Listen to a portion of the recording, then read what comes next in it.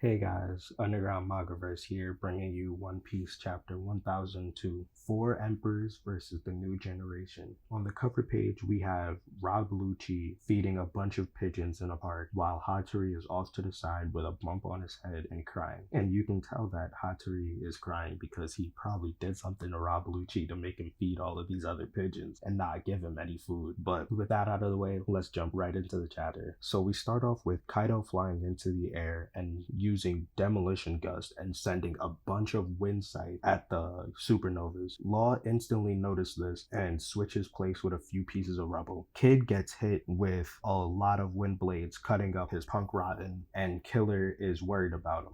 But Kid assures him that it was just a bunch of scrap anyway, let's move on and continue. Zoro, like the goat that he is, doesn't even try to dodge the attack. He just simply whips out Enma and slaps the wind blade away while looking serious as hell. Luffy dodges the attack and readies up his fist and punches Kaido in the jaw and says calling rifle. But Kid, following up with that attack, doesn't miss a beat and grabs Kaido by the jaw and slams him down into the ground while yelling "Slam Gibson." And Law, to finish the combo attack from the three supernova captains, dodges Kaido's bite and simply uses Gamma Knife in his stomach, right where the scar that Odin gave him is located. Then we have Kaido saying, "Oh, you guys have learned how tough my defense is, and it seems like you guys aren't mindlessly attacking me with guts to win." And in the middle of that, we have Killer running on Kaido and saying that your scales have caused us enough trouble, but we're just gonna have to cut through that, and says Sonic Scyther, which is a named attack that we get from Kid, which is actually really interesting because I don't know exactly what is happening here, because it looks like it's a physical attack, but it could be an after image or an illusion that actually is hurting Kaido. But Kaido is definitely getting hurt because he lets out a roar and it seems like he's going down, but to Killer's surprise, he gets attacked from behind from none other than Big Mom, who says Indra and strikes Killer with a lightning bolt. And Kid is surprised by this, while Big Mom is just laughing in front of all of them and says, "As long as you're under the open sky, there's no escape for you." And it just shows her holding Napoleon with Prometheus coating him and using Zeus to summon lightning storms all over the place. And Kaido is just like, wow, these guys are really more troublesome than it seems, and tries to go in for a chomp on Killer as he's falling out of the sky. But Luffy isn't having it and says Rhino Schneider while kicking Kaido in the face once again. And Kaido falls back and starts charging his Boro Breath, but as he's doing that back on the ground, Law and Zoro are planning an attack on Kaido as we speak. Zoro says, "Send me up there, Law," and Law is just absolutely dumbfounded because this is again happening from the supernovas where they're taking him for granted, and he says, "First them, now you, I'm not your personal servant," while still sending Zoro up there to save Luffy. And as Zoro gets there, he cuts Kaido's Boro Breath and saves Luffy, and then starts to charge up a one sword style. And Big Mom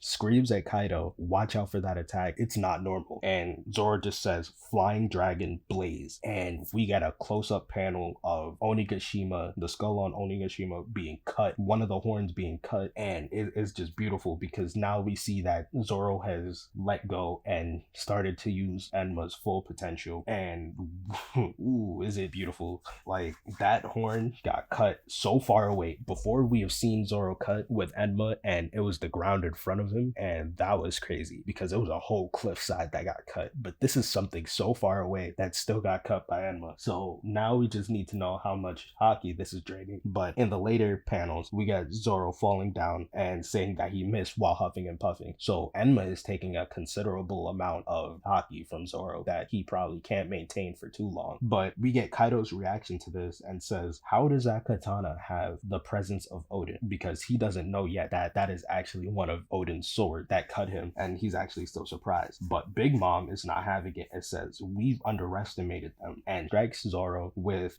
another lightning strike. And Luffy just screams out his name, and Big Mom once again just laughing and says, "There's nowhere to escape," and says, "God of Lightning, Tenjin." And with that, we get thunderous strikes just raining down on the roof of Onigashima, attacking attacking the supernovas as they speak. Luffy gets struck. Kid tries to block one, but it goes around and still strikes him. Law gets hit and strikes him. So we got 4 out of the 5 supernovas that are up on the roof down for right now, because I don't believe any one of them are down for the count, because that would be a really dark chapter for One Piece. But Luffy just gets back up in their face, and Big Mom is so surprised. She is like, how did that not work on you? And Luffy just calmly says, because I'm rubber, which is a great callback to Skypiea when Luffy battled Eneru and he kept striking him with lightning strikes, and Luffy just did not budge an inch. And Eneru was so surprised. He was like, what are you? How is this not working? And Luffy's like, because I'm rubber. And Eneru was like, what the hell is rubber? Because up in Skypiea, rubber doesn't exist. So he was literally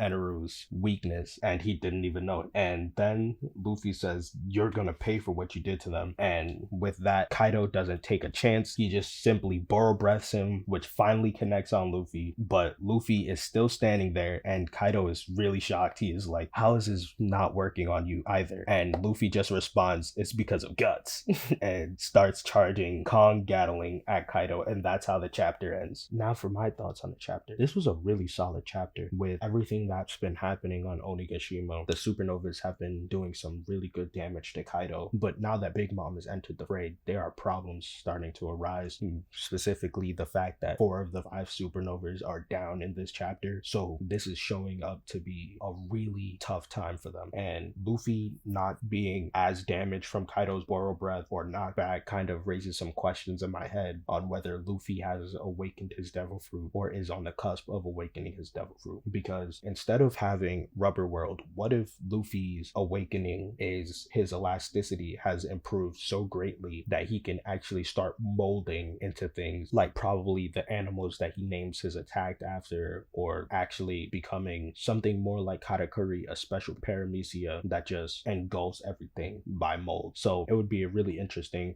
We got some things with Killer, that attack that I can't seem to pin down as if it's a physical attack or an after image, but it seemingly did some good damage on Kaido. Big Mom is showing that she's not going to wait around for Kaido to get finished off by these two. She is going to strike them down and finish them off as fast as possible. Law did some good damage, but we don't know how effective it was, if that actually was his heart, because as he says, I've never seen an anatomical chart of a dragon, but I'm gonna guess the heart is around here and strikes where Odin's scar is. Kid, we didn't really get to see much, but he slammed Kaido into the ground, and the setup from the 3 supernova captains, that was really good at the beginning of the chapter. But with that, guys, I'll leave you guys here. I'll catch you guys in the next one. Peace.